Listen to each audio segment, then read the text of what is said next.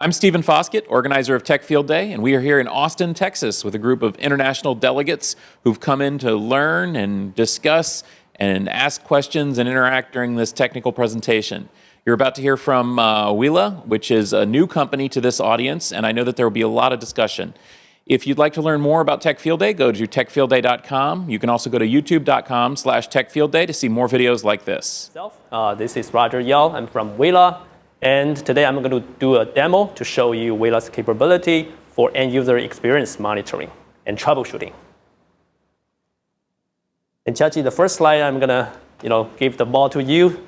Okay. Let you drive. Okay. So as I mentioned in the very beginning, we're very big about monitoring end-user experience, right? Not only your data center needs to be good, data center is there to serve application. Application is important, but really the user is even more important.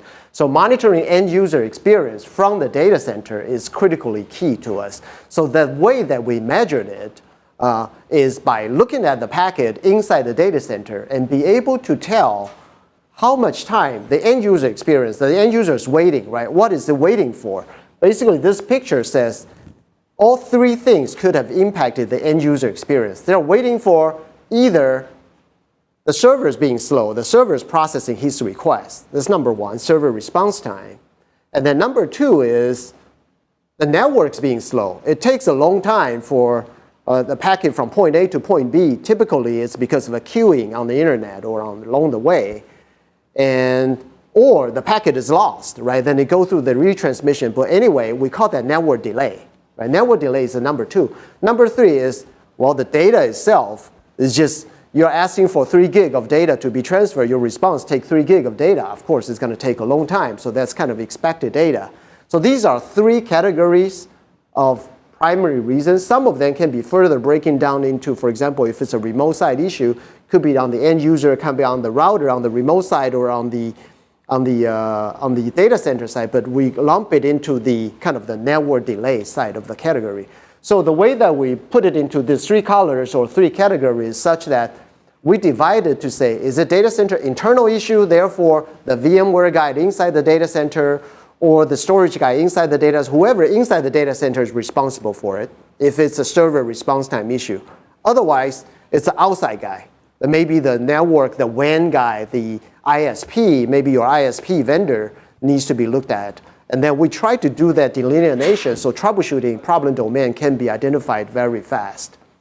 So kind of this is the detail of how we calculate it through the TCP ACK and TCP thing. This is a thing that we know well, but I think I'll spare you the time in terms of getting into this level of detail. But the key is sitting inside the data center, we're able to put time and break it down into these three buckets.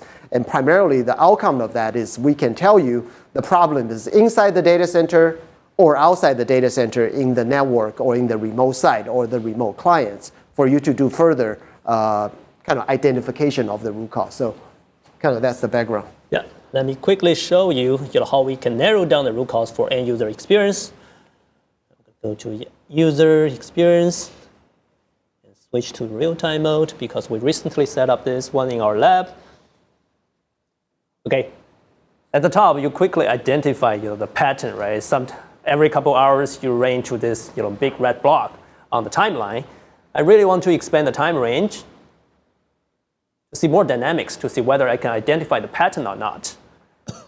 As you can see under the timeline, there's two sites I predefined. One is Taiwan, one is San Francisco. Once I expand the time range, you quickly identify there's a strong pattern on the trendings, right? The first pattern is a periodic big bump for both sites, right?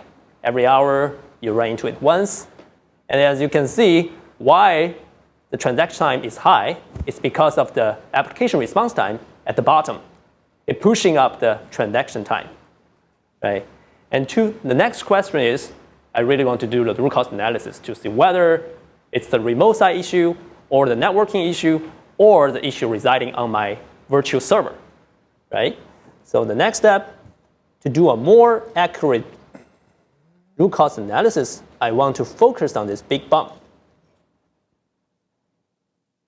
Then I quickly realized, okay, there's two buttons under the trending, right? One is server, one is network. Server light up as orange, something wrong over there. It lead me to click it. As you can see, we detect the first tier VM, which happened to be the HTTP server for this remote site, WP server. Take a look at the application health. It's so low, and the trending application response time match the trending on the top. Plus, the application transaction dip a lot during that time window. What's next? I want to see the topology, right, for this application chain. I switch to dependent service map. It automatically creates the topology for my HTTP server. It's sitting at the front end. Of course, it's not healthy. HTTP is not performing well. One click, you can do root cause analysis. And on this view, we've narrowed down the root cause to be the dependent service. This dependent service is the MySQL service running on DB server, which happened to be the VM sitting on the second tier. And at the bottom, the worst transaction capture the transaction from the client and user, right? We showed IP address, you know who are suffering. And one click on this application, you go downstreams, right, go upstreams to the DB server. And for this case, you know your DB server is not doing well, the MySQL service slowing down, and the root cause is CPU health. Okay, I'm not going to repeat the detail on this here, but basically, this is the CPU ready issue again happening on this VM, right? And you know this VM is not using a lot of CPU usage, but the host is very tight because of those noisy neighbors. Okay. There's another pattern we identify on end user experience, which is the small purple bump for Taiwan site, right? You run into it, twice per hour, right? And if you want to do the root cause analysis, I'm going to pick 2 small bumps to give you a better picture. So as you can see, San Francisco site doesn't have the small purple bump, right? But Taiwan site has the bump. So as in this case, the network light up. So highly likely this is something going wrong on the physical network between remote site and your virtualization data center. One click on this network tab, network button, and you can see the network delay time between the Taiwan site and your local data center. The trend match very well with the end user transaction time, right? So at this point, it's something on your physical networking. Has nothing to do with your virtualization data center, has nothing to do with the remote site. So you narrow down the root cause very quickly, very easily.